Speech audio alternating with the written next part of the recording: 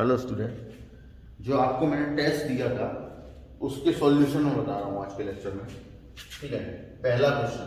और देखिए, टेस्ट कोई बहुत टफ नहीं था। अगर आपने लेक्चर्स को ध्यान से देखा है ना और समझा है तो आपको टेस्ट का हर क्वेश्चन आएगा।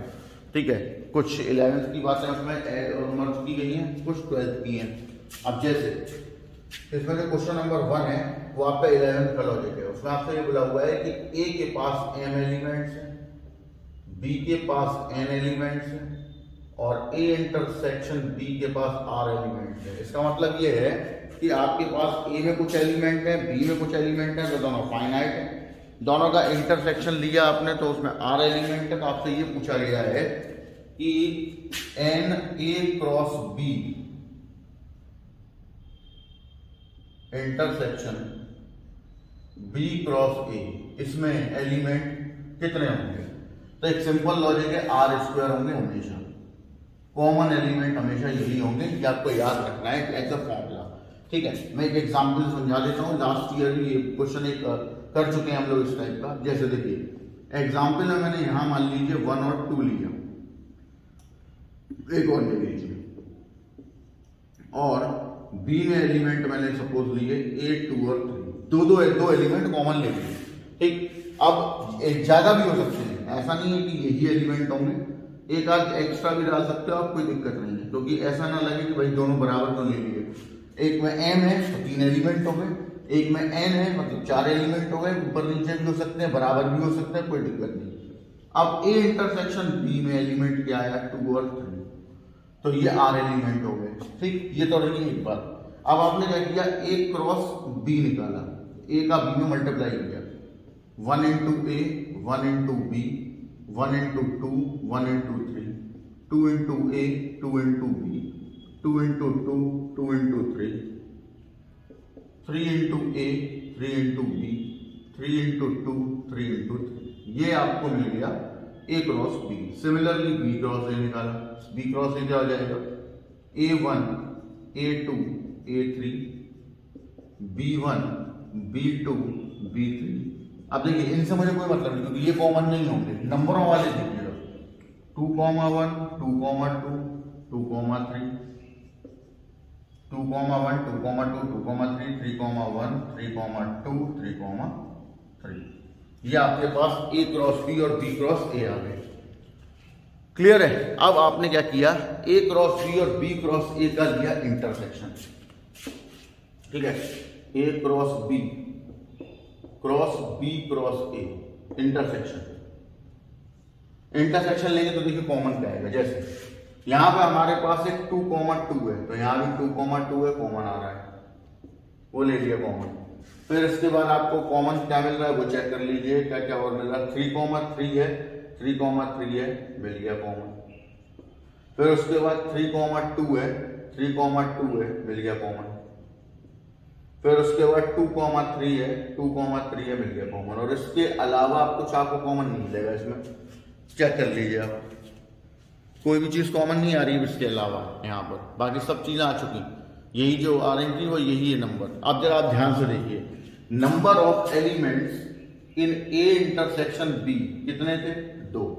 Number of elements A cross B intersection B cross A कितने हैं? 4। 4 का मतलब 2 का स्क्वायर। तो यही वाली बात की फॉर्मूला लिखा हुआ है कि जब भी कभी ऐसा हो कि ए और बी के पास कुछ एलिमेंट कॉमन है, r एलिमेंट कॉमन है, तो उनके क्रॉस प्रोडक्ट के इंटरसेक्शन में हमेशा r स्क्वायर एलिमेंट ही कॉमन मिलेंगे एज अ फॉर्मूला। आप इसे याद कर लीजिए, नोट करिए। मैं नेक्स्ट क्वेश्चन बताता हूँ। देखिए क्वेश्चन नंबर 2 क्या है, बहुत ध्यान से पढ़िए। ये भी टैग पर ही बेस्ड क्वेश्चन है। क्वेश्चन नंबर 2 इसमें बोला हुआ है दो फाइनाइट टैग है a एंड b। ठीक, तो a के पास जो एलिमेंट है वो m है और b के पास जो एलिमेंट है वो n है। ठीक, number of element in a is m, number of element in b is n, of the total number of subset of a, total number of subset of a is 1, 1, 2 more than the total number of subset of b. तो subset of b plus 1, 1, 2। Logic क्या बना है इसका देखिए, अब ये एक particular question ऐसा है जिसमें आपको क्वेश्चन सोचना पड़ेगा और ये ऑप्शन से होगा और ये तो सॉल्व नहीं किया जा सकता, ये ऑप्शन से सॉल्व होगा और ऐसे क्वेश्चन ऑप्शनल ही होते हैं कि ये ऑब्जेक्टिव क्वेश्चन में ही डाला हुआ है। सबसेट ऑफ ए जो है वो ए सबसेट ऑफ बी से 112 ज्यादा है, इसका मतलब है अगर हम सबसेट ऑफ बी में 112 ऐड कर देंगे तो सबसेट ऑफ ए के बराबर आ जाएंगे। अब सबसेट ऑफ ए क्या होते हैं 2 की पावर n, ठीक। सबसेट ऑफ बी क्या होते हैं 2 की पावर n प्लस 1 1 2, 2 की पावर n माइनस 2 की पावर n इक्वल टू 1 1 2। ये इक्वेशन आती है। अब इस इक्वेशन को, क्योंकि इक्वेशन में वेरिएबल है 2 और इक्वेशन एक ही है, तो सॉल्व करना संभव नहीं है। अब यहां पर आपको करना ये है कि आपको m और n दोनों की वैल्यू सोचनी पड़ेगी कि क्या वैल्यू होंगी जो कि हमारे आंसर मैच कर जाएंगे। तो आप देखिए वहां जो ऑप्शन दिए हुए हैं उसमें एक 7 है, एक 9 है, एक 11 है, एक 10 है, ऐसे करके ऑप्शन दिए हुए हैं, ठीक। m की वैल्यू पूछी गई है। तो देखिए जरा ध्यान दीजिएगा आप, यहां पर अगर हम m की वैल्यू 7 रख दें, ठीक, तो 7 का मतलब हो जाएगा 2 की पावर जो 7 है वो आ जाएगा आपके पास 128 और n की वैल्यू अगर हम 4 रख दें तो ये आ जाएगा 16 और 2 की पावर m माइनस 2 की power n 128 minus 16 equal to 112। तो उस हिसाब से यहाँ पर जो m आएगा उसकी वैल्यू 7 होगी। इसके अलावा वहां m की वैल्यू जो भी दी गई है नीचे ऑप्शन में वो सेटिस्फाई एक भी नहीं करेंगी 7 के अलावा। अब आप चाहे रख के देख लीजिए, आपने m की जगह 7 को छोड़कर कोई भी और वैल्यू रख लेना और n की जगह दूसरी कोई वैल्यू सोच के देखिए जो 2 की पावर में रखने से आंसर 112 आ जाए, ऐसा पॉसिबल ही नहीं है होगा। इसलिए यही एक m की वैल्यू वहां सेटिस्फाई करेगी और आंसर इसीलिए 7 होगा। तो इस पर्टिकुलर क्वेश्चन को हम ऑप्शन से ही सॉल्व कर सकते हैं। क्लियर है? नोट करो फटाफट, आगे बढ़ते हैं। फिर देखिए क्वेश्चन नंबर 3 देखिएगा। अब जैसे क्वेश्चन नंबर 3 में आपको बोला हुआ है x एक सेट है, x सत्य 2/x लेस देन 3। बहुत ध्यान से देखना क्योंकि इसमें एकदम ऑप्शन देखते ही आदमी गड़बड़ कर देता है। तो एक सोचता अरे यार ये तो बहुत सिंपल सा क्वेश्चन था, ऑप्शन में वो भी होगा, ये गड़बड़ होकर आएगा। देखिए हम इसे ऐसे कंसीडर करेंगे, ये उठाएंगे हम सबसे पहले, ठीक। अब क्या हम पॉसिबिलिटी हो सकती है उनके बारे में बात करेंगे। तो देखिए ये इनइक्वालिटी है, इसको सॉल्व करने में क्या होगा, पहले हम मल्टीप्लाई बाई एक्स करेंगे, मल्टीप्लाई बाई एक्स। तो यहाँ हो जाएगा 2, ये हो जाएगा 3x, मतलब 3x ग्रेटर देन 2। अब 3 का कर देंगे डिवाइड कर 2/3, x इज ग्रेटर देन 2/3, ये आपको यहाँ मिल जाएगा। क्लियर है? अब सबसे पहले तो आप इसे नोट कर लीजिए, फिर हम आगे बढ़ते हैं। तब तक मैं लेफ्ट वाले को हटा देता हूँ, ठीक है? नोट करो फटाफट। अब देखिए ऑप्शन में आपको ये ऑप्शन भी दिया हुआ है कि भाई x जो है यहां से 2/3 से ग्रेटर होगा, ठीक, ओपन एंटर। तो आपका आंसर ये हो गया नहीं। अब यहाँ एक चीज पर सोचने वाली बात ये है कि क्या इनइक्वालिटी सिर्फ 2/3 ही रिपोर्ट कर सकता है, 2/3 कॉमा इन्फिनिटी ही रिपोर्ट कर सकता है या और भी कुछ रिपोर्ट कर सकता है। तो इसमें आप जरा ध्यान दीजिए, 0 को छोड़कर 0 से नीचे का कोई भी नंबर भी इसे रिप्रेजेंट करेगा, ये भी सोचना पड़ेगा तुमको। तो उसमें जो ऑप्शन दिए हुए हैं, क्योंकि ऑप्शन ना होता तो आप ये आंसर लगा सकते थे, लेकिन क्योंकि ऑप्शन में दिया हुआ है तो आपको ये बात सोचनी पड़ेगी कि क्या ऐसा कोई ऑप्शन भी है जो यहाँ दूसरा कोई ऑप्शन पॉसिबल है साथ में, जबकि वहां पे एक ऑप्शन ऐसा दिया हुआ है। तो आप देखिए, और जब ऑप्शन वाले क्वेश्चन होते हैं तो उनमें हमें ऑप्शन से ही आंसर देखने होते हैं कि ऑप्शन क्या दिए हुए हैं। तो देखिए जो आपका फाइनल आंसर आएगा उसमें माइनस इन्फिनिटी से 0 एक आ रहा होगा, फिर उसके बाद यूनियन 2/3 से इन्फिनिटी, वहां ई लिखा होगा, ई वो ई नहीं है, वो एक्चुअली में यूनियन है, ठीक है। तो उसका मतलब देखिए माइनस इन्फिनिटी से 0 से पहले तक का कोई भी नंबर इसे रिप्रेजेंट कर देगा, मतलब कोई भी रियल नंबर जो है वो इसको सेटिस्फाई कर रहा है कि नहीं कर रहा है, ये हम चेक कर लेते हैं। 0 से नीचे जाएंगे तो निगेटिव एरिया आ जाएगा, मतलब माइनस का 1/2, माइनस का 1/3, -1 इस टाइप के। अब यहाँ आप कुछ भी रख दीजिए माइनस की वैल्यू, जो भी माइनस की वैल्यू रखेंगे ये वैल्यू निगेटिव होगी, नेगेटिव जितने भी नंबर होंगे वो 3 से छोटे होंगे। सिमिलरली 2/3 से ग्रेटर अगर कोई नंबर है, जैसे 2/3 नहीं ले सकते हो, 2/3 से आगे ले सकते हो, तो 2/3 से आगे जाएंगे मतलब 1 ले सकते हैं हम, या उसके 1 और 2 के बीच के रियल नंबर ले सकते हैं, 3/2 ले सकते हैं, कुछ भी ले सकते हैं। तो यहाँ पे जब आप जाएंगे तो जैसे देखिए यहाँ पे आपने 1 रखा, अगर 1 रखा तो 2 हो गया, 2 लेस देन 3। अगर 3/2 रखा तो 4/3 हो जाएगा, 4/3 भी 3 से छोटा ही होता है। इसका मतलब है कि सही ऑप्शन है वो ये वाला है, ठीक है, ये तो आपने इसको सॉल्व करके निकाला, ये आ गया। अब ये भी देखना पड़ेगा कि इसमें केवल यही सेटिस्फाई कर रहा है या और भी नंबर दिया, तो रियल नंबर तो इनफाइनाइट होते हैं, तो इसमें जो नंबर सेटिस्फाई नहीं करेंगे वो 0 से लेकर 2/3 के बीच के नंबर होंगे, वो सेटिस्फाई नहीं करेंगे। और ये ऑप्शन है क्वेश्चन के अंदर, तो हमें ऑप्शन को भी ध्यान रखते हुए आंसर लगाना पड़ता है, इसलिए इसका सही आंसर ये वाला होगा। समझ आ गई बात? ये इस तरीके से सॉल्व करना है। बहुत सारे क्वेश्चन ऐसे हैं जो ऑप्शनल थे, जिसको ऑप्शन से भी करना था, मतलब ऑप्शन का भी ध्यान रखना था कि भाई ऑप्शन में क्या हमारा जो आंसर आ रहा है वही तो नहीं है या वही सही है, तो उसके हिसाब से भी काम करना था।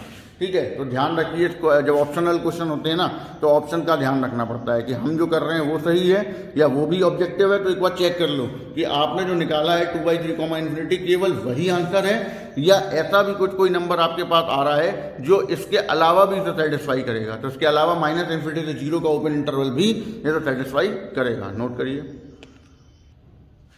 फोर्थ वाला क्वेश्चन, ये इस टाइप के क्वेश्चन आप कर चुके हो पहले भी।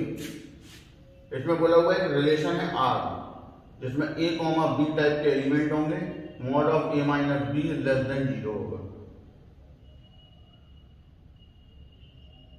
Sorry is greater than 0, not less than. अब देखिए, इसमें आपको ऑप्शन दिए हुए हैं, रिफ्लेक्टिव है, सिमेट्रिक है या इक्विवेलेंट रिलेशन है, नन ऑफ दीज, ट्रांजिटिव तो दिया नहीं, कभी मैं पूरा ही करके दिखा देता हूं।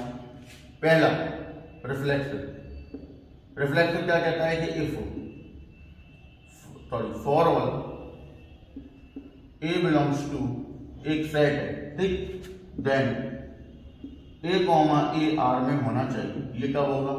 जब a mod of a - a equal to हो जाएगा 0 और 0 ग्रेटर देन 0 नहीं हो सकता। 0 इक्वल टू 0 तो हो सकता है, लेकिन 0 ग्रेटर देन 0 नहीं हो सकता, और ये किसी भी नंबर के लिए नहीं होगा, इसलिए नॉट बिलोंग्स टू होगा। Then R is not reflexive. Second point है सिमेट्रिक।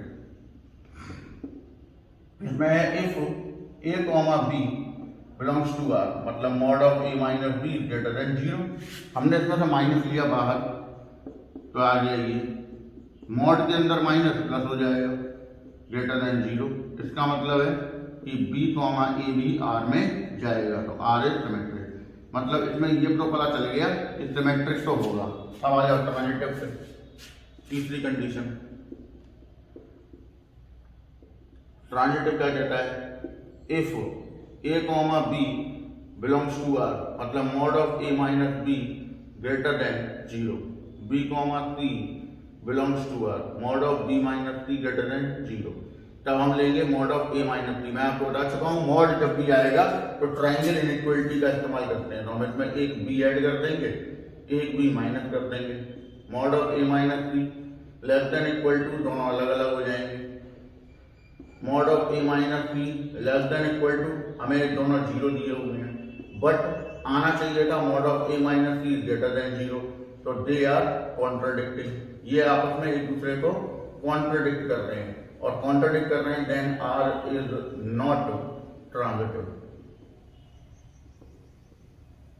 ठीक, इसका मतलब है इसमें जो सिमेट्रिक वाला ऑप्शन है वो सही ऑप्शन है। बाकी ना रिफ्लेक्सिव होगा ना ट्रांजिटिव होगा, इक्विवेलेंस तो होना ही नहीं, क्योंकि इक्विवेलेंस के लिए 3 कंडीशन होती हैं और इनमें सिर्फ एक ही कंडीशन इंप्लाई हो रही है, तो आंसर इसका सिमेट्रिक होगा। तो आप सिमेट्रिक पर टिक कर दीजिए। क्वेश्चन नंबर 5 पे आ जाइए। अब इसमें देखिए डोमेन निकालने को बोला है, डोमेन, क्वेश्चन नंबर 5। कठिन नहीं था, सोचना था, बस आप लोग सोच भी नहीं पाए हैं, इसीलिए क्वेश्चन हो भी नहीं पा रहे हैं, और इसका मतलब है कि आपने ढंग से घर पे बैठ के क्वेश्चन किए भी नहीं। ठीक है, क्योंकि अगर लेक्चर देखे होते तो सारे क्वेश्चन आप कर सकते थे, कोई डाउट नहीं होना चाहिए था। यहाँ पे बहुत से लोगों ने 9 क्वेश्चन करे हैं, बहुत ने 10 ही करे हैं। हाईएस्ट इसमें आपने 19 करे हुए हैं एक बच्चे ने, बाकी के कोई भी किसी ने कुछ नहीं किया। समझ आ गया? तो इसीलिए आपका तैयारी में मानता हूँ कुछ भी नहीं है, नथिंग है। देखिए यहाँ पर हमें 1-2 लॉग दिए हुए हैं, तो हमें इस लॉग से अभी कोई लेना देना नहीं, क्योंकि फाइनल जो लॉग काम करेगा वो ये काम करेगा, क्योंकि पहले ये डिफाइन होना चाहिए और फिर ये पूरा डिफाइन होना चाहिए। तो हमारे लिए तो ये पूरा ही डिफाइन होना चाहिए, तो अगर ये लॉग ना होता तो हम सिर्फ इससे बात करते, लेकिन क्योंकि एक लॉग और दिया हुआ है तो हम बात इसके करेंगे। ठीक, तो आप यहाँ लिखेंगे कि इफ 1 माइनस लॉग 10 के बेस पे x² - 5x + 16 less than equal to 0, then function does not exist. क्यों? क्योंकि लॉग के अंदर ना नेगेटिव काम करता है ना जीरो काम करता है, इसलिए पूरा ना तो लेस देन जीरो होना चाहिए ना इक्वल टू। तो देन फिर क्या होना चाहिए? 1 माइनस लॉग 10 के बेस पे x square minus 5x plus 16 is always greater than 0। अब ये इसके अंदर एक वेरिएबल है, वेरिएबल पॉजिटिव होना चाहिए और ये नेगेटिव दिया हुआ है तो माइनस का मल्टीप्लाई करो, x square minus 5x plus 16 minus 1 less than 0, पूरा माइनस का मल्टीप्लाई, 1 को उधर भेज दो, log 10 के बेस पे x square minus 5x plus 16 less then 1, anti log ले लो। एंटी लॉग का मतलब होता है कि लॉग को उधर भेजो, तो जब लॉग उधर जाएगा तो यहाँ 10 लिखा हुआ है, ये हो जाएगा 10 टू द पावर 1। ये बात हम पहले भी कर चुके हैं, ठीक। जैसे log a के बेस पे x बराबर y लिखा हुआ है, तो जब x को छोड़ेंगे a उधर जाएगा तो a की पावर y हो जाएगा। log x बराबर y लिखा हुआ है, मैंने बोला था जब log में कोई भी बेस नहीं होता तो e का बेस मान लेना है, इसीलिए एंटी लॉग e की पावर y होता है। समझ आ गई बात? एंटी लॉग क्या होता है? e की पावर y, यानी कि क्या कहते हैं आप, जो log है उसको एंटी एक्सपोनेंशियल भी बोल सकते हैं, ठीक। अब ये आ गया, सॉल्व कर लीजिए। एक्स स्क्वायर माइनस 5x, 10 को इधर ले आओ, 6 रह गया लेस देन 0, फैक्टर कर लो, फैक्टर हो जाएंगे 3 और 2। फैक्टर करने के बाद एक नंबर लाइन बनाएंगे, इस पे प्लस इंफिनिटी माइनस इंफिनिटी 2 और 3, 2 से पहले का कोई भी एक नंबर लाइक 1 यहाँ रखा, नेगेटिव नंबर 1 यहाँ रखा, negative number negative negative positive negative positive, 2 में हमें एरिया चाहिए लेस देन एरिया 2 से 3 के लिए, और क्योंकि स्ट्रिक्टली लगा हुआ है इसलिए ओपन इंटरवल और होना भी चाहिए। देखिए चेक कर लीजिए आप यहाँ, जब आप जैसे यहाँ पे जो वैल्यू रख रहे हैं कि ओपन इंटरवल आएगा या वैसा क्या कहते हैं क्लोज इंटरवल आएगा, तो उसके लिए क्या करिए, ये 2 उठाइए और यहाँ रखिए, 2 उठा के यहाँ रखेंगे तो यहाँ हो जाएगा आपके पास 4, यहाँ हो जाएगा आपके पास 10 प्लस 16, ठीक है। यहाँ हो जाएगा आपके पास 4, 2 रखेंगे, यहाँ हो जाएगा आपके पास 10, यहाँ हो जाएगा 16। तो ये देखिए 16 और 4 20 माइनस 10 10 हो गया। log 10 के बेस पे 10 की वैल्यू 1, 1 माइनस 1 0 और log 0 डज नॉट एग्जिस्ट। समझ आ गई बात? log 10 के बेस पे 10 1 होता है, क्यों? क्योंकि इसमें हम log की प्रॉपर्टी लगा देते हैं, मैं पढ़ा चुका हूँ log फंक्शन जब पढ़ाया था, दैट इज कॉल्ड 1। समझ आ गई बात? इसीलिए ये डिफाइन नहीं होगा। 3 रखते देखिए, आपने यहाँ पे 3 रखा तो ये हो गया 9, यहाँ हो गया 15, यहाँ हो गया 16, 16 और 9 25, 25 माइनस 15 10, log 10 के बेस पे 10 की वैल्यू 1, 1 माइनस 1 0, log 0 फिर इंफिनिटी। इसका मतलब इंफिनिटी का मतलब डज नॉट डिफाइन या डज नॉट एग्जिस्ट। तो इस केस में इसका मतलब है कि ना 2 ले सकते हो ना 3 ले सकते हो, 2 और 3 का ओपन इंटरवल ले सकते हो, दैट्स योर आंसर। समझ आ गई बात? नोट कर लीजिए थे। और अब ऐसा कोई भी क्वेश्चन आए तो ऐसे ही करना है। क्वेश्चन नंबर 6 पे आइए, डोमेन निकालना है। पहले तो 6 में बोला हुआ है fx इक्वल टू, बहुत से लोग बोल रहे थे मुझसे कि बड़ा कठिन सा है, तो बेटे आपको 2 का टेबल तो मैं दूंगा नहीं सॉल्व करने के लिए, ठीक है ना। आप 12th में आ चुके हैं तो इतना कठिन तो बनता ही है, और चीजें आप पढ़ चुके हैं उसके बाद आपको कठिन लगा, मतलब आपने ढंग से पढ़ाई, ठीक। Simple logic. यहाँ पे सेम काम, अंडर रूट है लॉग है, दोनों है। हमें फिलहाल तो अंडर रूट से काम करना पड़ेगा, क्योंकि जब अंडर रूट सॉल्व हो जाएगा तो अंदर वाला ऑटोमेटिकली आंसर दे देगा, जैसे पीछे वाले में आएगा। तो जब फंक्शन, ये कंपोजिट फंक्शंस हैं, ये जो आपने FOGGOF पढ़े थे कंपोजिट फंक्शन की तरीके से हैं, ठीक। कंपोजिट फंक्शन क्या है? जैसे मान लीजिए hx बराबर आपको अंडर रूट ऑफ x दिया हुआ है और gx बराबर log 2 के बेस पे x minus 2 upon 3 minus x दिया हुआ है, ठीक। अब h is the function of gx कहा गया हो, मतलब h और g कहा गया हो, ठीक है। तो उसका मतलब क्या होता है, h और g ऑफ x, gx रख देंगे यहाँ पर, तो ये हो जाएगा log 2 के बेस पे x minus 2 upon 3 minus x। अब यहाँ x है तो यहाँ अंडर रूट आ गया, तो ये अंडर रूट के अंदर पूरी वैल्यू आ जाएगी। तो ये है वो फंक्शन जो आपको fx के नाम पे दिया गया है, ठीक है। इसका मतलब ये कंपोजिट फंक्शन है, और कंपोजिट फंक्शन का जो डोमेन होता है उसमें जब हम डोमेन निकाल रहे होते हैं तो हमें जो फाइनल लास्ट वाला जो फंक्शन होता है उस पर इंसिस्ट करते हैं, तो डोमेन आसानी से निकल आता है। तो आप क्या करेंगे कि इफ log 2 के बेस पे x minus 2 upon 3 minus x is less than equal to, sorry less than 0, then function does not exist. क्यों?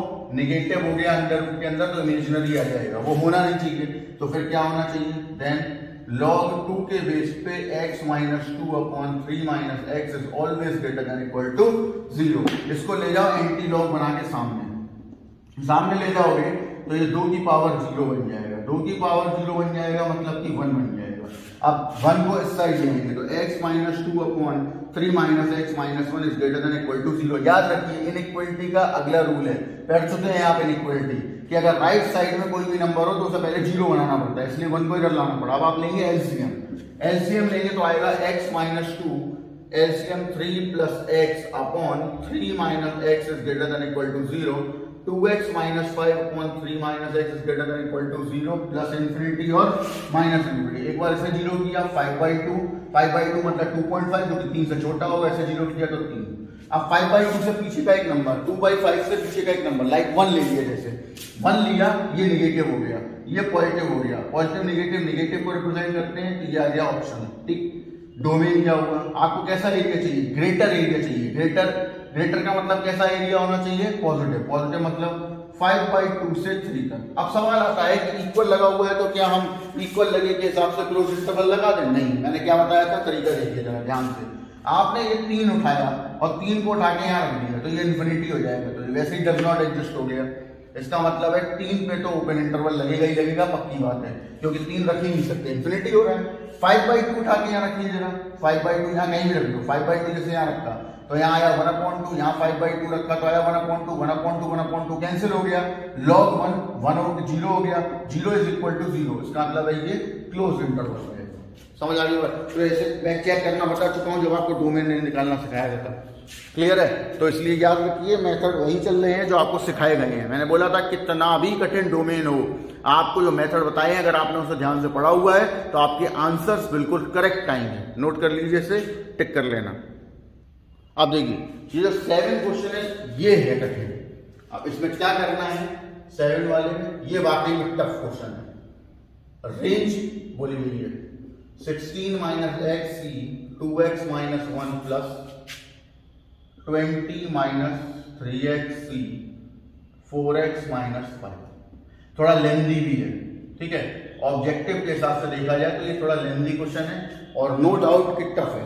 टफ तो है भैया, ये ध्यान रखिएगा। सबसे पहले अब देखिए रेंज निकालनी है तो डोमेन पता होना जरूरी है इस केस में। बाकियों के केस में तो हम निकाल ही लेते हैं, लेकिन इसमें जो अपना ऑर्डिनरी केस बनते हैं वो कोई भी अप्लाई नहीं कर पाएंगे आप। जैसा y वालेट कर लिया फिर x निकाल लिया, यहां तो कुछ हो ही नहीं सकता है। तो आप क्या करेंगे, सबसे पहले मैं इसको इंसिस्ट करूंगा, इसकी तरफ मैं ध्यान दूंगा पहले, ठीक है। तो क्या क्या कंडीशन हो सकती है, देखिए 16 माइनस एक्स जो है वो ग्रेटर देन 0 होना चाहिए। 0 के इक्वल भी नहीं हो सकता, क्योंकि ये होता है एनसीआर में एन जो है जिसमें से आप कोई चीज चॉइस कर रहे होते हैं, तो जब चीजें ही 0 हो जाएंगी तो चॉइस क्या कर लोगे, इसलिए ये 0 तो हो नहीं सकता और निगेटिव भी नहीं हो सकता, तो n इज ग्रेटर देन 0 होना चाहिए।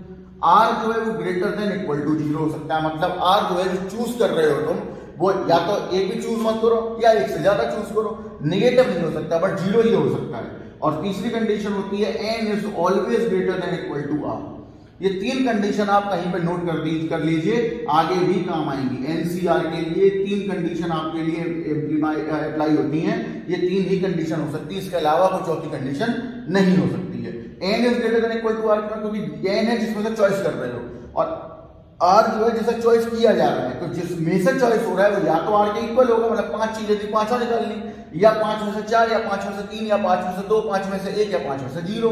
इसके अलावा तो कंडीशन हो नहीं सकती, ऐसा तो नहीं 5 चीजों में से 6 निकाल लोगे, तो इसलिए ये कंडीशन अप्लाई कर सकते हैं। अब देखिए पहली अप्लाई हो गई 16 minus X is greater than 0 N के लिए, तो अब इसको अगर हम सॉल्व करेंगे तो x लेस देन 16 आ जाएगा, x की वैल्यू जो है लेस देन 16 आ जाएगी। सिमिलरली अब r की तरफ गए 2x minus 1 is greater than equal to 0, यहां से सॉल्व करेंगे तो x is greater than equal to 1/2 आ जाएगा। इसको मैं हटा दे रहा हूं, नोट कर लिया होगा आपने। अब देखिए आगे बढ़ते हैं, तीसरी condition 16 minus X is always greater than equal to 2x minus 1।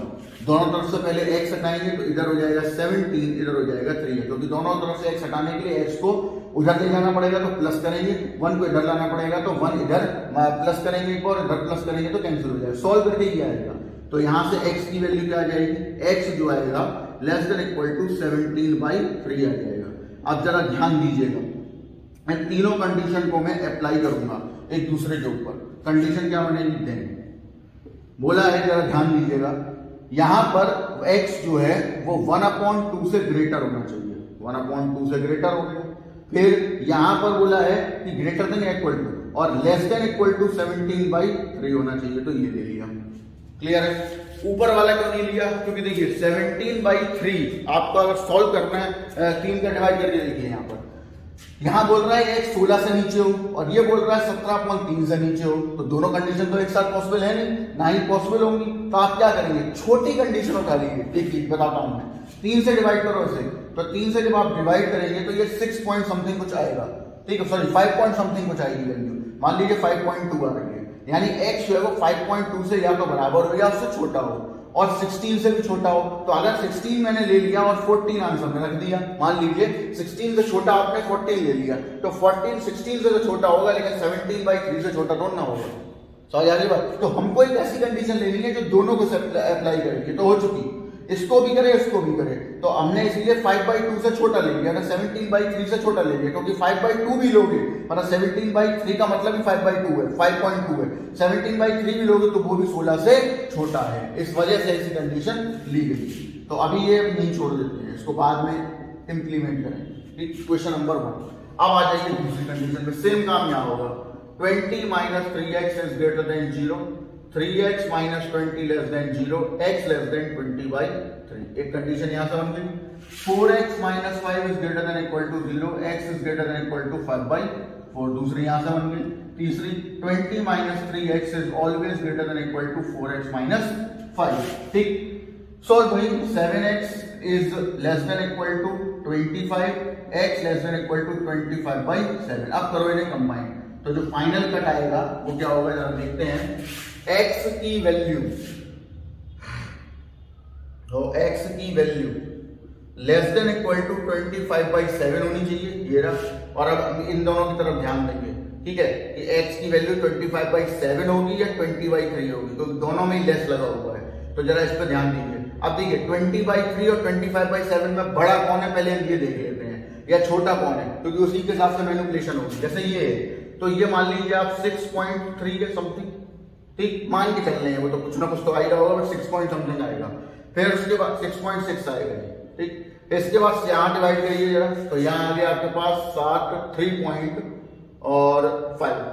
अब देखिए, अब आप ये छोटी वैल्यू लेस देन है तो छोटी वैल्यू लेंगे, बड़ी वैल्यू तो ले नहीं सकते। जैसे अभी यहाँ पे लिया था कि हमने 16 ना लेके 17/3 लिया था, सिमिलरली यहाँ पे 6.6 तो ले नहीं सकते, क्योंकि अगर आपने मान लीजिए x की वैल्यू 6 ले ली तो वो 6.6 से जो छोटी होगी लेकिन 3.5 से बड़ी होगी, तो वो दोनों को सेटिस्फाई नहीं करेगी, इसीलिए हमने 25/7 लिया है। अब 25/7 3.5 होता है, 3.5 इसे भी सेटिस्फाई कर रहा है और इसे भी सेटिस्फाई कर रहा है, तो ये आ गया। और अब इधर आ जाइए, ग्रेटर देन 5/4 होना चाहिए, ठीक। ये आपकी कहानी सेटल्ड हो गई यहां तक। ये आपकी इक्वेशन नंबर 2 बन गई। आपका इक्वेशन नंबर 1 और 2 आ गया। अब सवाल आता है, अभी डोमेन नहीं आया है, अभी डोमेन के बारे में चर्चा चल रही है, क्योंकि डोमेन आएगा तभी रेंज मतलब काम कर पाएगी, ठीक। फिलहाल तो आप नोट करिए, फिर हम आगे बढ़ते हैं। देखिए अब इक्वेशन नंबर 1 और 2 को कंबाइन करूंगा, तो देखिए इक्वेशन 1 और 2 हमें दोनों x की वैल्यू दी हुई है। अब दोनों तो रेंज हो नहीं सकती, क्योंकि x दोनों में कॉमन है भाई, fx जो है पूरा x है, तो हमें एक ऐसा x ढूंढना है जो दोनों को सेटिस्फाई करे। तो देखिए 1/2 का मतलब है, यहां देखिएगा इक्वेशन नंबर 1, 1/2 का मतलब है 0.5 और 17/3 का मतलब है 5.7, ठीक, बहुत ध्यान से समझना। और इसका मतलब है 1.25 और इसका मीनिंग है जब सॉल्व करेंगे तो 3.5। अब आपको इन दोनों को कंबाइन करना है, तो कंबाइन ऐसे करना है कि वैल्यू जो भी ली जाए उसे सेटिस्फाई करे। तो ध्यान दीजिएगा 1.25 तो यहां से लिया जाएगा, क्यों? क्योंकि 0.5 और 1.25 दोनों से x बड़ा होना चाहिए, तो हम फाइनल कट 1.25 लेंगे, क्योंकि अगर आपने 0.5 ले लिया सपोज, इससे बड़ा होना चाहिए, तो सपोज 0.5 से 1 बड़ा है, तो 1 इससे तो बड़ा होगा बट इससे तो छोटा हो गया और दोनों को सेटिस्फाई नहीं कर रहा होगा, इसलिए 1.25 लीजिए। अब अगर 1.25 भी ले लिया जाए तो 1.25 इसे सेटिस्फाई करेगा, 1.25 इसे भी सेटिस्फाई करेगा, क्योंकि 1.25 जब यहाँ रखोगे तो बराबर होगा और यहाँ रखोगे तो इससे बड़ा होगा, इसलिए 1.25 लिया गया। अब इधर आ जाओ, जितना बोला 3.5 और 5.7 दोनों से छोटा होना चाहिए, तो 3.5 ले लिया जाएगा।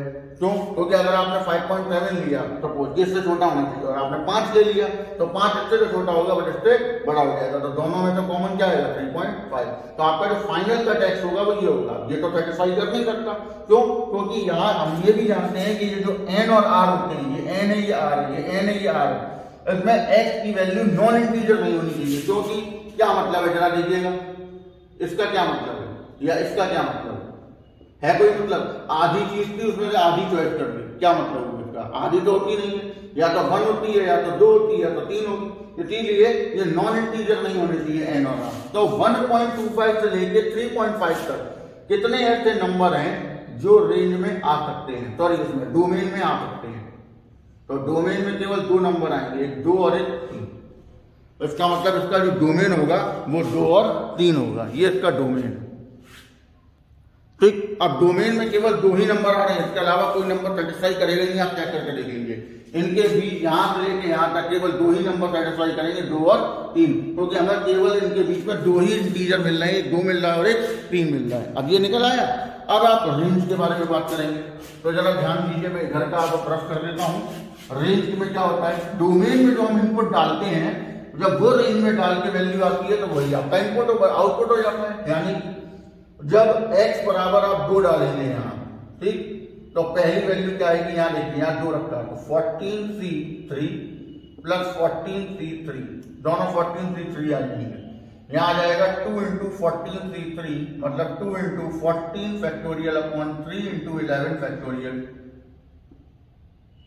2 into 14 into 13 into 12 into 11 factorial upon 6 into 11 factorial. Cancel, 6 से ये 2 बार कैंसिल, जो हो गया 4, ये हो गया आपका 52, 728।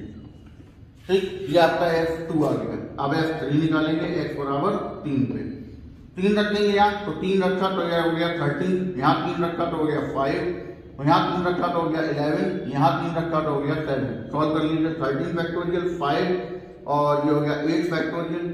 ठीक है, यहाँ पे आपने 3 रखा, ठीक है, और यहाँ हो गया 11, 7 और 4। सॉल्व कर लेते हैं, 13 सॉल्व करने की वजह जरूरत नहीं होगी, बट आपको मैं पूरी चीज करके दिखा रहा हूँ। 13 यहाँ आ गया आपके पास 12, 11, 10, 9 अपॉन 120, यहाँ हो गया 11 और 10, 9, 8 और यहाँ हो गया 24। तो ये 8 से 3 बार, 3 से ये 3 बार कैंसिल, यहाँ से 10 और 12 120 पूरा पूरा कैंसिल, 99 इंटू 11 प्लस 33 इंटू 10, यहाँ से 33 कॉमन, 33 कॉमन चला जाएगा तो यहाँ बचेगा 3 यानी 33, और यहाँ 33 कॉमन चला गया तो बचेगा 10। ये हो गया 33 इंटू 43। ठीक, ये हो गया आपके, सॉरी यहाँ है 13, तो 33 यहाँ हो गया आपके पास 39, दैट इज 49।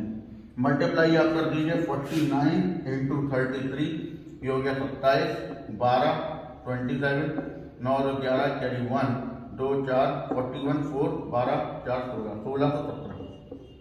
इसका मतलब है जो इसकी रेंज आएगी आपके पास, रेंज वो उसमें 2 नंबर होंगे, 728 एंड 1617, ये आपके पास होंगे। तो रेंज ये रही आपकी। अब ये रेंज आपके किसी भी ऑब्जेक्टिव से मैच नहीं कर रही होगी, इसीलिए आंसर डी है, नन ऑफ दी। इसका आंसर क्या है, नन ऑफ दी। क्लियर है, नोट कर लीजिए। अब आप सोच रहे होंगे अरे इतना बड़ा क्वेश्चन, तो भाई इतना बड़ा क्या क्वेश्चन, तो क्वेश्चन होता है, आपको दिया गया आपको सॉल्व करना पड़ेगा, उसके लिए कोई कुछ नहीं कर सकता, कोई शॉर्टकट मेथड नहीं है। ऑब्जेक्टिव दे दिया है, वैसे तो ऑब्जेक्टिव नहीं होना चाहिए ये, लेकिन अब क्योंकि सारे क्वेश्चन ऑब्जेक्टिव थे इसीलिए ऑब्जेक्टिव में डाला है। आपने ध्यान दिया होता तो कर लेते। नोट कर लो फटाफट। अब आइए क्वेश्चन नंबर 8, ये भी टफ क्वेश्चन था। fx की रेंज निकालनी है, cos square x/4 plus sin x/4, ये दिया हुआ है। अब देखिए सीख लीजिए, टफ है तो क्या हुआ, यहाँ आप ये मत सोचा करो कि टफ है अब हम क्या करें, कि कैसे आ गया, आपने क्यों दे दिया, ये सब बातें फालतू की हैं। टफ है मतलब आपको कुछ नया सीखने को मिल रहा है, सीखिए ध्यान से। जब भी कोई ट्रिग्नोमेट्रिक फंक्शन की रेंज निकालने को है तो उसका तरीका ये होता है, ध्यान समझिए। ये दिया हुआ है, पहले इस पूरे को एक जैसा बना देंगे, ठीक, उसके लिए हम इसमें 1 आइडेंटिटी लगा देंगे, पूरा साइन में चेंज हो गया। अब माइनस कॉमन ले लिया, कंप्लीट स्क्वायर बनाएंगे क्योंकि ये क्वाड्रेटिक इक्वेशन है। तो कंप्लीट स्क्वायर बनाएंगे माइनस कॉमन लेके, sine square x by 4 minus sign X by 4, ये हो गया 1/4 1/4 माइनस 1, ये हो गया साइन एक्स बाई 4 माइनस 1/2 का होल स्क्वायर माइनस 5/4, 1 माइनस तो अंदर ले गए, ये हो गया साइन एक्स बाई 4 माइनस 1/2 का स्क्वायर। यहां तक पॉइंट हो गए। ये है आपका फाइनलाइज एफ, इसके हिसाब से काम करना है। रेंज अब यहां से निकलेगी। तो रेंज मैंने बताई थी कि रेंज और कुछ नहीं होती, मैक्सिमम और मिनिमम वैल्यू होती है, ठीक। तो आप उसी की जुगाड़ आपको यहाँ करनी है, क्योंकि मैक्सिमम मिनिमम जब सीख लोगे तब तो वो मेथड आएगा ही आएगा, लेकिन अभी मैं सिलेबस में है, लेकिन यहाँ मैक्सिमम में लगा नहीं सकते क्योंकि अभी आपने सीखा ही नहीं है। तो फिलहाल हम क्या करें, तो यहाँ ध्यान से सुनिए, साइन एक्स बाई 4 माइनस 1/2 का square is always greater than equal to 0। क्यों? क्योंकि स्क्वायर के अंदर है सारी वैल्यू, स्क्वायर कैसा भी हो, या तो 0 हो सकता है और या तो वो पॉजिटिव वैल्यू दे सकता है, निगेटिव तो देगा नहीं। अब हम इसे कंप्लीट करेंगे, ये निगेटिव होना चाहिए, तो हमने माइनस का मल्टीप्लाई किया। निगेटिव क्यों होना चाहिए? क्योंकि यहाँ पे ये पूरा माइनस के साथ है। अब दोनों तरफ 5/4 ऐड कर दीजिए, तो साइन एक्स बाई 4 माइनस 1/2 का स्क्वायर 5/4, ये एफ एक्स बन गया। अब यहाँ पढ़िए जरा क्या लिखा हुआ है, ये बोल रहा है एफ एक्स जो है वो या तो 5/4 के इक्वल होगा या उससे छोटा होगा, मतलब ये इसकी मैक्सिमम वैल्यू होगी। यानी कैसे होगा, एफ एक्स 5/4 से आगे नहीं जाएगा।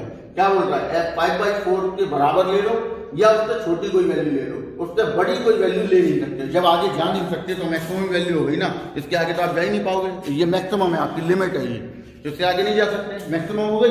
इसका मतलब है कि रेंज की एक साइड आ गई, अब दूसरी साइड निकालनी है। तो नाउ अब हम ये देखते हैं कि यहाँ पे और क्या क्या कंडीशन बन सकती है, मतलब कि मिनिमम वैल्यू निकालने के लिए। तो जरा ध्यान दीजिए कि यहाँ पर साइन के केस की बात आप करेंगे। अब केवल उस फंक्शन को सोचो कि उस फंक्शन में क्या होता है। तो अगर साइन के केस की वैल्यू हमें कहाँ से कहाँ तक ले सकता हूं मैं, मतलब क्या वैल्यू हो सकती है, ठीक है, 0 हो सकती है या -1 हो सकती है। तो देखिए डोमेन की हाईएस्ट वैल्यू आपको मिल चुकी है। आपको करना क्या है, आप साइन, अब यहाँ जो फंक्शन है, जब भी कभी ट्रिग्नोमेट्री में जाओ या रेंज निकालने की बात है तो सॉल्व ऐसे ही करना होता है, ठीक। अब आप साइन एक्स के पास गए, साइन एक्स बाई 4 के बाद जो भी फंक्शन उसके पास जाओ, उसकी मिनिमम वैल्यू सोचो क्या है। तो इसकी मिनिमम वैल्यू है -1, ठीक है। तो हम -1 ले लेंगे यहाँ पर। Now sine X by 4 is greater than equal to -1, क्योंकि साइन एक्स बाई 4 -1 से या तो बड़ा होता है। भाई लॉजिक क्या होता है, देखिए ऐसे ही तो लिखते हैं हम कि साइन यहाँ एक्स बाई 4 हो या कुछ भी हो, मैक्सिमम 1 मिनिमम -1। तो हमने मैक्सिमम तो निकाल ही चुके हैं, तो उसकी जरूरत नहीं है, हम -1 लेके चलेंगे। -1 लेके चलेंगे क्योंकि मिनिमम वैल्यू -1 होगी, मैक्सिमम तो हम पहले ही देख चुके। अब -1 उठाओ यहाँ रख देंगे, तो एफ एक्स की मिनिमम वैल्यू आपको मिल जाएगी 5/4 माइनस यहाँ आ जाएगा साइन आपके पास, ये वाला साइन आ जाएगा। तो ये साइन होगा ऐसा, ग्रेटर देन इक्वल टू 5/4, यहाँ आ गया -1 -1/2 का square, F X is greater than equal to 5/4, ये हो गया आपके पास 9/4। सॉल्व किया तो आ गया -1। इसका मतलब है जो रेंज हुई वो -1 से 5/4 आएगी।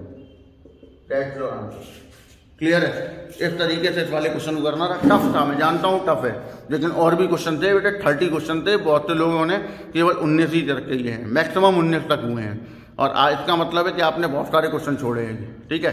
तो लगभग 11 क्वेश्चन आपने छोड़े हैं जो हाईएस्ट है, बाकी लोगों ने क्वेश्चन तो किए ही नहीं है, कुछ ने 9-10 ही किए हैं। तो इसका मतलब है कि पूरा पेपर थोड़ा ना कठिन था, कुछ क्वेश्चन वाकई में टफ थे, तो उसको आप सीख लीजिए। अभी ऐसे करना होता है, सिंपल लॉजिक है। पहले पूरा ट्रिग्नोमेट्रिक फंक्शन एक जैसा बनाओ, फिर उसे क्वाड्रेटिक है तो क्वाड्रेटिक इक्वेशन को कंप्लीट स्क्वायर में लिख लिया, फिर उसके बाद देखो कि कंप्लीट स्क्वायर जब बन जाएगा तो ये जो है वो पॉजिटिव होगा या 0 होगा। ले लिया, सॉल्व किया, एक मैक्सिमम वैल्यू आ गई। अब फंक्शन के पास जाओ, फंक्शन की मिनिमम वैल्यू सोचो। तो साइन एक्स बाई 4 की मिनिमम वैल्यू -1 होगी, ठीक। -1 होगी तो हमने वो -1 यहाँ पे ले लिया, कंडीशन इसके साथ उठा ली। ये जो है ये ऐसी कंडीशन होती है। अब आप ये लेना ही नहीं है क्योंकि मैक्सिमम तो हम निकाल ही चुके हैं, ये ले लो।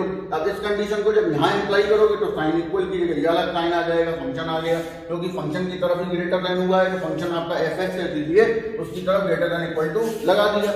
-1 रखा हमने, -1 सॉल्व किया, -1 आया, मतलब कि एफ एक्स की वैल्यू जो है वो -1 से ग्रेटर या इक्वल होनी चाहिए। और अगर ऐसा हुआ तो रेंज जो है वो -1 से स्टार्ट होगी और 5/4 तक जाएगी। अब ये मिनिमम कैसे पता चला, पता है? क्योंकि ये बोल रहा है कि एफ एक्स जो है वो -1 के या तो इक्वल हो सकता है या उससे बड़ा होगा।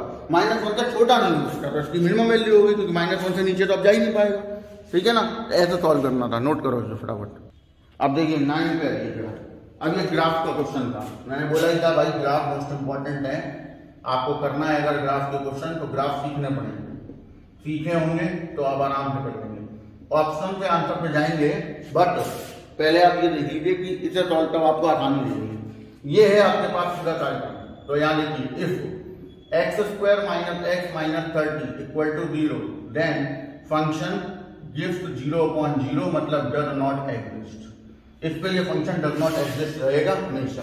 सॉल्व कर लो, x² - 6x + 5x - 30 equal to 0, x - 6 और x + 5 इक्वल टू 0, यानी -5 और 6। x की वैल्यू -5 और 6 आपकी हुई तो फंक्शन किसी भी हालत में एग्जिस्ट नहीं करेगा। रख के देख लीजिए, -5 ऊपर नीचे दोनों को सेटिस्फाई कर रहा है क्योंकि रूट है, 0.0 आ रहा है, 6 भी 0.0 दे रहा है, इसका मतलब डज नॉट एग्जिस्ट हो गया। अब हम फंक्शन में मॉड दिया हुआ है तो मॉड को खोलेंगे।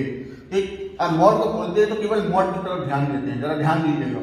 यहाँ इसका कोई मतलब नहीं, क्योंकि इसमें मॉड है नहीं, यहाँ है ये वाली वैल्यू, जरा ध्यान दें, x² - x - 30 is greater than equal to 0 और x² - x - 30 is less than 0।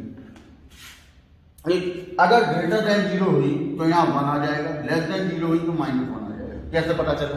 देखिए, अगर ग्रेटर देन इक्वल टू 0 हुई तो यहाँ पॉजिटिव वैल्यू आएगी, ये पॉजिटिव होगा और दोनों सेम होंगे, कैंसिल होकर 1 आ जाएगा।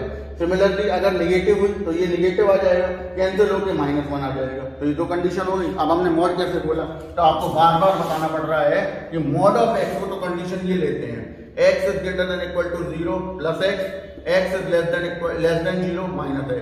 अब यहाँ x की जगह पे ये पूरा है तो ये पूरा उठा के यहाँ रख लिया भैया, क्या करना। ठीक, अब इधर खोलो, तब आपका ग्राफ समझ में आएगा कि आपने जो ग्राफ वहां पे दिया हुआ है वो कौन सा सही है, +1 -1। देखिए खोलिए, इसको फैक्टराइज किया था अभी आपने, तो ये आ जाएंगे factor x + 5 x - 6 is greater than equal to 0 और यहाँ आ जाएगा x + 5 x - 6 is less than 0। केवल वो फैक्टर जो आपने किए थे वो यहाँ करके रख दीजिए और कुछ नहीं करना है। अब देखिए आगे की बात, जरा ध्यान से देखिएगा पूरी बात, क्योंकि जब पूरा सॉल्व कर लोगे तभी समझ में आएंगी चीजें। अब जरा केवल इसकी बात करो, ये क्या कह रहा है, जरा अलग से देखना, रफ पे देखना ये काम। ये दिया हुआ है, नंबर लाइन बनाओ, अलग से लिखने, क्योंकि x के लिए रिप्रेजेंटेशन चाहिए, तभी आप ढूंढ पाओगे फंक्शन ग्राफ में। यहाँ लगाओ -5, यहाँ लगाओ 6, -5 से नीचे चले जाओ, माइनस का 6 रखो, माइनस का 6, दोनों नेगेटिव मिलके पॉजिटिव, नेगेटिव पॉजिटिव। तो एरिया कैसा चाहिए, ग्रेटर एरिया चाहिए। ग्रेटर एरिया कैसा है, पॉजिटिव है, दोनों दो तरफ। तो यहाँ पे कंडीशन जो फाइनलाइज होकर एफ की आएगी वो आएगी +1। अब इसे फाइनलाइज करो, इसी को तो सॉल्व किया है, क्या आएगा, -∞ से -5 होना चाहिए ओपन इंटरवल में, यूनियन 6 से +∞ होना चाहिए। इसका ये तो मीनिंग हुआ क्योंकि दो तरफ पॉजिटिव है, या तो यहाँ या तो यहाँ के लिए यूनियन। और ओपन इंटरवल क्यों लगा हुआ है, क्योंकि 6 और -5 हम ले नहीं सकते, क्योंकि अगर 6 और -5 आपने लिया तो यहाँ पे कंडीशन डिफर हो जाएंगे, नहीं सॉरी इक्वल लगा हुआ है, इसका मतलब है कि 6 और 5 नहीं ले पाओगे, क्योंकि 6 और 5 लेने पर वैल्यू दोनों तरफ सेटिस्फाई करेगी फंक्शन को, ऊपर नीचे, और 0.0 दे देगी, तो नहीं ले पाओगे। ठीक, करेक्ट है। अब जरा यहाँ आ जाओ, अब यही सेम केस है यहाँ पर, तो यही सॉल्व करना पड़ेगा लेस देन की। लेस देन का मतलब नेगेटिव एरिया, मतलब ओपन इंटरवल -5, 6। ये हुई आपकी फाइनलाइज्ड कंडीशन, ये एफ है। अब ये कोई बुक जो होती हैं वो उसे डायरेक्ट लिखवा देती हैं, हमें डायरेक्ट नहीं लिखना है, हमने आपको जो तरीके बताए हैं उनका इस्तेमाल करके लिखिए, आपको पूरी बात समझ में आएगी। अब जरा अपने ग्राफ की तरफ ध्यान दें, जो ग्राफ दिया हुआ है उसमें देखिए आप, जो सी वाला ग्राफ है, क्योंकि आप ग्राफ के हिसाब से ही चलना पड़ेगा भाई, ग्राफ दिया हुआ उसके हिसाब से चलेंगे हम। तो जरा आपका सी वाला ग्राफ देखिए, सी वाले ग्राफ में देखिए एक तो 6 के आगे एक लाइन बनी हुई है y = 1 की, और एक -5 पे बनी हुई है y = 1 की, तो इसका मतलब है बिल्कुल सही है। क्यों, और देखिए वहां पे एक गोले लगे हुए हैं, एक 6 पे लगा हुआ है, एक 5 पे लगा हुआ है। यहाँ पर देखिएगा एक ग्राफ में, यहाँ पर मान लीजिए 6 है, ठीक, तो यहाँ एक सर्किल बना हुआ है और एक लाइन बनी हुई है, ठीक, यहाँ एक -5 है, यहाँ पे भी एक सर्किल बना हुआ और एक लाइन बनी हुई है।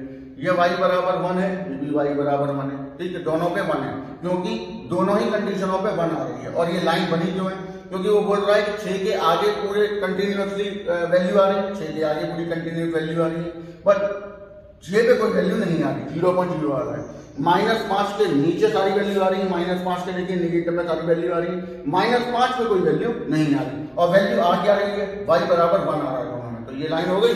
और अब जरा नीचे वाली लाइन की तरफ ध्यान दें तो वहां पर देखिए नीचे निगेटिव में, क्योंकि अब आप निगेटिव में जा रहे हैं, नीचे वाला -1, तो -1 जो है वो यहां से स्टार्ट होगा और यहां तक जाएगा, क्योंकि -5 से +6 तक जा रहा है, और वो भी वैल्यू क्या है, y बराबर -1। इस पे क्या मिल रहा है, y -1 मिल रहा है, और यहां से यहां तक तो वैल्यू मिल रही है ना, यहाँ कोई वैल्यू मिल रही है ना यहाँ, क्योंकि इन दोनों पे क्या मिल रहा है, 0.0। तो आपका जो सी ऑप्शन है वो बिल्कुल करेक्ट ऑप्शन होगा।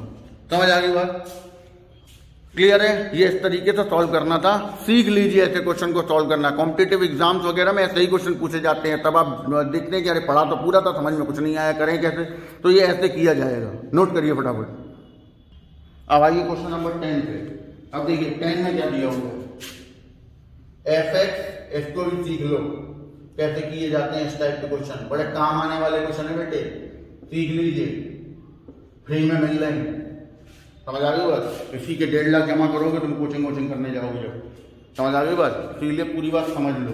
यह दिया हुआ है, आपसे बोला fx क्या होगा, बहुत आसान, इक्वेशन नंबर 1। अब देखिए जब fx पूछा हुआ है तो हम इसमें पुट करेंगे x बराबर 1 - x। अब आप सोच रहे होंगे कि हम ऐसा क्यों करेंगे, ठीक है, या देखिए पुट क्या, रिप्लेस कर दीजिए, रिप्लेस x बाई 1 - x। क्यों, यहाँ 1 - x है तो 1 - x से रिप्लेस कर दो, 1/x होता तो 1/x से रिप्लेस कर दो, जो भी होता उससे रिप्लेस कर दो, तो ये आ जाएगा 1 - x 2 × fx 1 - x का स्क्वायर प्लस 1, इसे खोल दो, 1 + x² - 2x + 1, x² - 2x + 2, equation number 2। अब जो इक्वेशन फर्स्ट और सेकंड आई है उसे उठा लीजिए, ये आई है इक्वेशन, और एक ये है आपके पास। अब आपसे पूछा क्या जा रहा है उस पर ध्यान दें, आपसे जो पूछा जा रहा है उसमें fx पूछा है, अगर fx पूछा है तो इसे काट दो, अगर 1 - x पूछा होता तो इसे काट देते, काटेंगे एलिमिनेशन मेथड, 2 का मल्टीप्लाई, तो ये हो गया 4fx equal two plus 2 × f 1 - x 2x² 4x + 4, ये हो गया fx + 2 1 - x, जैसा है वैसे जाएगा, माइनस कैंसिल हो गए, ये बचा 3fx, यहाँ बचा 2 में से क्या x², यहाँ बचा -4x, और यहाँ बचा 3, 4 में से क्या 3, तो fx बराबर आपको मिल जाएगा 1/3 x² - 4x + 3 is your answer. तो इसके हिसाब से आपका जो ऑप्शन सी है वो बिल्कुल करेक्ट ऑप्शन है। इस तरीके से क्वेश्चन को करना है, फटाफट से नोट कर लीजिए। अब देखिए जो टफेस्ट क्वेश्चन है वो मैं बता दे रहा हूँ, क्वेश्चन नंबर 11 आप करेंगे, मैं नहीं कराऊंगा, ना आए तो पूछ लेना। वैसे अब आप तो यही करोगे कि नहीं आया, नहीं आने का मतलब नहीं है, आपको खुद करके देखना है, क्योंकि डोमेन निकलवा चुका हूं मैं। क्वेश्चन नंबर 12 आप करेंगे, इसमें मैं बता देता हूं आपको, सोच के देखिए कि क्या कंडीशन है। बोला हुआ है A to A, F एक A to A मैपिंग है, ठीक है, 1-1 मैपिंग है, देन ऑप्शन दिए हुए तो पढ़िए, F need not to be onto, F will be onto, F will be onto if A is not finite, और D none of the above। ठीक, इसमें से कौन सा आपका ऑप्शन सही होगा ये आपको सोचना है, एग्जाम्पल लेके सॉल्व करेंगे तो आराम से सॉल्व हो जाएगा, ठीक है, नहीं आए तो मुझसे पूछ लीजिएगा। अब जैसे क्वेश्चन नंबर 13 है, वैसे तो इसमें भी आपको रेंज निकालनी है जो कि बहुत आसान है, ठीक है, fx equal to x⁻6 + 1/x³, ये आपको दिया हुआ है, ठीक है। रेंज निकालने के लिए हम क्या करते हैं, put fx equal to y। अब यहाँ बहुत से लोग सोच रहे होंगे कि कहीं तो रेंज आपने ऐसे निकाली, कहीं, भैया आपको कैसे मैं समझाऊं कि रेंज निकालने के लिए जहां x सेपरेट हो सकते हैं वहां हम निकाल लेते हैं सेपरेट करके, यहाँ नहीं हो सकते हैं वहां हमें डोमेन निकाल के रेंज निकालनी पड़ती है। यहाँ सेपरेट हो सकते हैं तो इसलिए कोई दिक्कत नहीं है, वहां पे NTR NCR था वहां सेपरेट हो ही नहीं सकते थे, इसलिए मेथड यहाँ पे वाला अप्लाई करेंगे, ठीक है। ये हो गया, सॉल्व करिए, x⁻6 - x³ + 1 बराबर 0, ये आ जाएगा। अब ध्यान से सुनना, ये x³ का स्क्वायर है, ठीक है, हम x³ को t मान लेते हैं तो आपको दिखाई देने लगेगा कि मैं जो समझाना चाह रहा हूं कैसे, ये आ गया, उससे कोई फर्क नहीं पड़ेगा, since x belongs to real, तो फिर x cube belongs to real और फिर t belongs to real. Simple सा लॉजिक। जब x रियल है तो x का क्यूब वो भी रियल नंबर होगा और t जो है क्योंकि x क्यूब के बराबर है तो वो भी रियल होगा। हमें इसी बात से मतलब। रियल क्यों होगा? क्योंकि भैया डोमेन या पॉलिनोमियल के केस में रियल ही होता है। समझ आ गई बात? तो रियल ही हो सकता है केवल जीरो को छोड़कर। समझ आ गई बात? अब हमको चाहिए रेंज, तो जरा ध्यान दीजिए। आपको मैंने बताया था कि क्वाड्रेटिक इक्वेशन में जब रूट्स रियल एंड इक्वल होते हैं या फिर रियल एंड डिस्टिंक्ट होते हैं तो दो कंडीशन बनती हैं, एक बनती है ये और एक बनती है ये। लेकिन हमें एक प्रॉब्लम ये है कि हमें ये तो पता है कि रूट्स रियल होंगे बट ये नहीं पता है कि इक्वल और डिस्टिंक्ट होंगे या नहीं, तो हमें दोनों लेनी पड़ेगी। तो देन हम उसके हिसाब से ये वाली कंडीशन अप्लाई कर देंगे। ये कंडीशन आपको अप्लाई करनी है, ठीक। जब भी कभी क्वाड्रेटिक इक्वेशन इन y बन जाए तो sorry quadratic equation in x बन जाए जिसमें y शामिल हो, सॉल्व कर लो। ये हो गया माइनस वाई का स्क्वायर, b है greater than equal to 4ac, तो 4 आ गया। y square is greater than equal to 4, y square minus 4 is greater than equal to 0, y minus 2, y plus 2 is greater than equal to 0। आ गया y, और y ही output को represent करता है क्योंकि x इनपुट को रिप्रेजेंट करता है। ये वाली बात आ गई। अब वही अपना नंबर लाइन वाला कार्यक्रम शुरू कर दीजिए। Plus infinity minus infinity minus 2 plus 2 plus minus plus, ठीक। तो आपको यहां से रेंज क्या मिली? देखिए आपको चाहिए ग्रेटर एरिया, माइनस इंफिनिटी से माइनस 2 और 2 से प्लस इंफिनिटी। यहां तो ओपन लगेगा, यहां क्लोज, बीच में union, that is your range. समझ आ गई बात? तो आपका इस हिसाब से ऑप्शन नंबर जो ए है वो करेक्ट ऑप्शन है। माइनस इंफिनिटी से माइनस 2 यूनियन 2 से प्लस इंफिनिटी। क्लियर है? नोट कर लीजिए। देखिए क्वेश्चन नंबर 14, वैसे तो मुझे बताना नहीं चाहिए क्योंकि सेट थ्योरी तुम पढ़ चुके हो, उसी का लॉजिक है। A union B dash union A dash intersection B, बहुत ही हल्का। डिमॉर्गन्स लॉ क्या था? ए यूनियन बी का डैश बराबर होता है A dash intersection B dash. लगाओ है, ठीक। अब देखिए जरा, ये रूल है आपके पास, A dash union B dash sorry A dash intersection B dash union B, ये रूल है। डिस्ट्रीब्यूटिव रूल बोलते हैं, डिस्ट्रीब्यूटिव लॉ। देखिए करते हैं, दिखाता हूं। ए का बी के साथ डिस्ट्रीब्यूशन, ए डैश इंटरसेक्शन बी डैश, ये आ गया। बीच में लग गया यूनियन, अब ए का बी के साथ, ये आ गया, हो गया डिस्ट्रीब्यूटिव लॉ। डिस्ट्रीब्यूटिव लॉ के हिसाब से जरा इसे देखिए, A dash intersection U, B dash और बी मतलब बी और उसका कॉम्प्लीमेंट मिलकर हमेशा यूनिवर्सल सेट बनाएंगे। किसी भी सेट के लिए ये पॉसिबल है क्योंकि बी अगर एक सेट है तो u माइनस बी उसका बी डैश होता है, दोनों जब मिल जाते हैं तो u बना देते हैं। क्लियर है? अब जरा देखिए, छोटे सेट का बड़े सेट के साथ इंटरसेक्शन दिया जाएगा तो a डैश बाहर आ जाएगा। तो इस हिसाब से option number A is your correct answer. Clear है?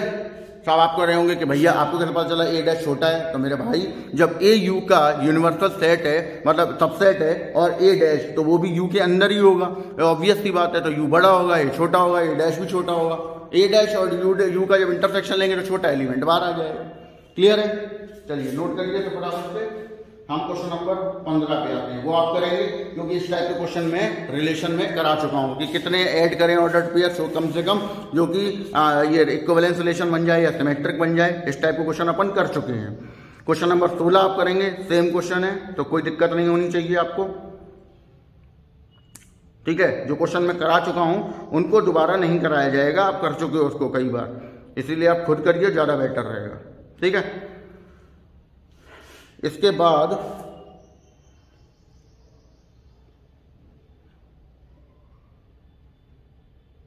बारह हो चुका है, 12 मैंने आपको बता ही दिया है, 12 आपको करना है।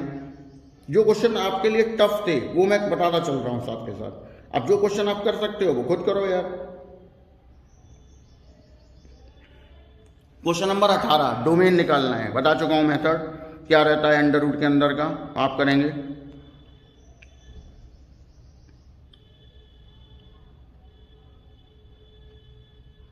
अब आप एक काम करिए, आप अब इन क्वेश्चंस को, मैं अभी सारे क्वेश्चन, बहुत से लोगों ने पेपर सॉल्व भी नहीं किया है, वो जाएं वहां पे जो क्वेश्चन मैंने अब छोड़े हैं वो आप दोबारा से करिए। ठीक है? आराम से करिए, कोई दिक्कत नहीं। कल से नया चैप्टर इनवर्स ट्रिग्नोमेट्री में शुरू कर रहा हूं, शुरू हो जाएगा, आप आराम से करिए। ठीक है? टेस्ट को, आप वो टेस्ट नहीं है, वो एक असाइनमेंट है ठीक है, उसको असाइनमेंट की तरह ही लीजिए आप। टेस्ट तो नाम डाल दिया था, नाम से तो फर्क नहीं पड़ता, ठीक है। आप उसको आराम से करिए, सोचिए, जब ना आए और कोई क्वेश्चन में दिक्कत आ रही हो तो वो भेजिए आप मेरे पास, जिससे कि मुझे भी पता चले कि आपने सॉल्व किया है, आपको क्या चीज़ समझ में नहीं आई। और आपका पुराना ज्ञान है, उस पर आधारित ही क्वेश्चन है ये, और नया कुछ भी नहीं डाला है मैंने उसमें, समझ आ गई बात। और जो कुछ थोड़ा बहुत नया था, टफ था, वो मैंने आपको बता दिया। तो अब आप करिए, क्वेश्चन नहीं आएगा मैं बता दूंगा, ठीक है। कल से अपन नया चैप्टर स्टार्ट करेंगे, इनवर्स ट्रिग्नोमेट्रिक फंक्शन। सब लोग रेगुलर लेक्चर लें, ग्रुप में लेक्चर लेते हुए ओके सर यस सर बोलें। जो लोग पीछे रह गए हैं या जो असाइनमेंट करने में बिजी हैं या पीछे के लेक्चर देखने में बिजी हैं, वो अपने पीछे के लेक्चर देखते रहें, क्योंकि आपके पास आज की डेट में 24 घंटे पूरे हैं। समझ आ गई बात। थोड़ा कम सोगे, शादी वादी में नहीं जाओगे तो कुछ नहीं हो जाएगा, ठीक है।